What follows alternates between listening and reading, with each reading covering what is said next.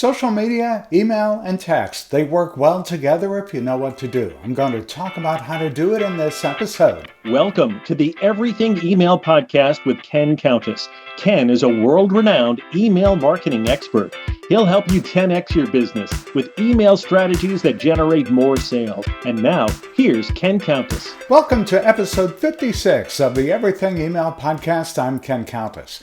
We're heard in nearly 50 countries, over 500 cities, wherever you're listening from. Thank you for being with us. I hope you enjoy the podcast. If this is your first time, welcome to you. If you've been here many times, listening many times, I'm glad you're back. What we're going to talk about this time is something that I get asked about a lot, which is how do you use email marketing, social media, and texting? Do they work together? Should I do one or the other? Do I do all three? What do I do? Here's a piece of data that may startle you. Over 86% of the world's population now owns a smartphone. And I'm sure it would be really hard to find somebody who could raise their hand and say, I don't own a smartphone. They are just so common these days, aren't they? And this represents a really valuable opportunity for businesses and nonprofits too, to connect with customers and supporters in a number of different ways. I'm going to talk about social, email, and text. Now, each one of these channels is a little bit unique. It makes it worthy of having in your marketing toolbox. But in the end, it's the businesses that reach customers in the channels that they prefer. That's how you'll get to win. And the businesses that figure out how to use each of these channels together is a way that'll not only help enhance the subscriber experience, but make them more sticky, meaning they'll pay attention to you, they'll actually maybe search you out.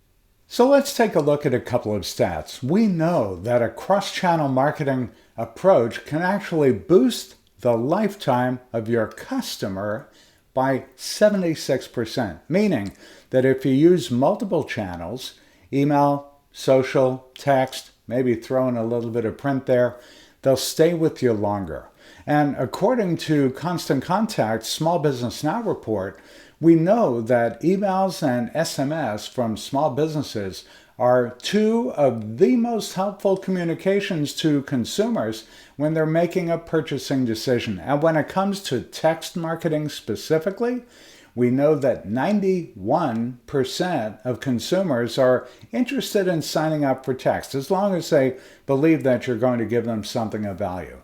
So what I want to do here to kind of help you figure out, should you use social or text or email?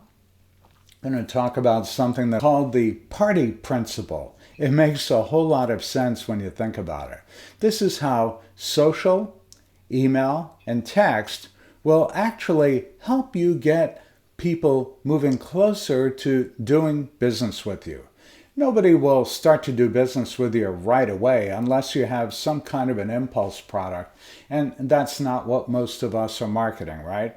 So I'm going to talk about how to harness the strengths of each of those channels, social, email, and text, because they're all a little bit different, but they can really benefit your business or your nonprofit. So once again, let me talk a little bit about this thing called the party principle.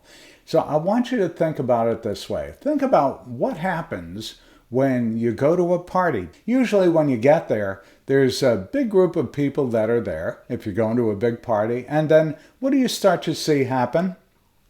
Smaller groups of people will start to congregate, get together within that party.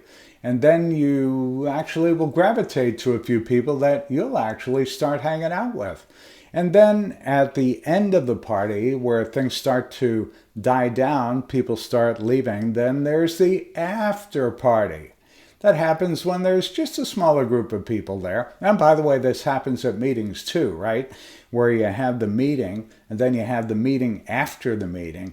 And sometimes that's where the actual business gets done. Then after that, maybe there's a VIP group. These are the people that stick around the longest, or they're looking for special access about something. And really, this is how you start thinking about online marketing. If you think about social media as the big party, there's a lot of people out there. They're doing their thing. They're connecting with people. They're doing all of that stuff. But what happens is then you start to find the people or the brands, all those things that you want to stay connected to. Those are the people that you might follow on social media or like their stuff on Instagram or LinkedIn or TikTok. That's how things start to whittle down, right? Narrow down. And from there, your goal is to start to bring people closer to you. These are the people that you want to get on your mailing list. So remember, social media is where that's the big flood of people. When you narrow things down and when you start to see people who are liking your content, that's when you ask them to join your mailing list. That's like the after party. These are the people then who are looking forward to connecting with you on a regular basis. And so if you think about what happens from there, from the big group to the smaller group, then you have your VIP people. So the big group is social. The smaller group are the people who want to join your mailing list. And then the VIPs. Those are the people who are going to give you their phone numbers, right? They're willing to give you their phone numbers so you can text them or send them SMS messages. The challenge with social media is this. If something changes with the algorithm on the social media platform, let's say Facebook or Instagram or TikTok or LinkedIn makes a change to the algorithm, all of a sudden that people that were connected with you aren't connected with you anymore. That's a real problem. If there's a change in the algorithm, which we can't control, right? Then things change in your business. You have no way to control what happens when that business changes the algorithm. But with email, you own your list. When things change on social, you're not affected with email because when you send an email to these people, you know they're going to get it. You control your email campaigns. Your emails get delivered nearly 100% of the time to the people who are on your list. So with email, you have an opportunity because people are raising their hands to you to say, yes, they want to hear from you. You get to decide when you want to communicate with people or when it's necessary to do that. You reach people directly in their inbox. And of course, with email, you can create more robust messages. You can personalize them. You can't personalize them on social media. And you can provide more detail about the things you want people to know about. What's nice about texting, they usually will open it right away when they look at their phone, so you have a sense of immediacy. The downside is they may then forget about you. They may not go back in and see, gee, who was it that sent me a text today? They moved on to something else. So texting is good for short messages, getting across information you want people to have at that moment. That's a high-level overview of how you can use social, email, and texting together. Social helps you get more exposure. Once they've liked your content, then you can connect with them and ask them to join your mailing list. And then once they join your mailing list, you can also invite them to get texts from you so that they can get more immediate messaging from you. All right, so that's a short overview of how to use social, email, and text. By the way, it's so easy to pick up a couple of tips when you're listening, but the best way to become better at your online marketing is to actually work with me. So go to my website and learn how we can work together. Let's start with a discovery call. Go to www.kenisemail.com/discovery. www.kenisemail.com/discovery. Hey, we'll see you next week.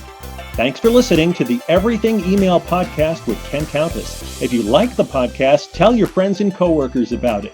Be sure to visit kenisemail.com to sign up for Ken's mailing list. You'll get great marketing tips every week in your inbox. Have questions? Send Ken an email. It's ken@kenisemail.com. See you next time.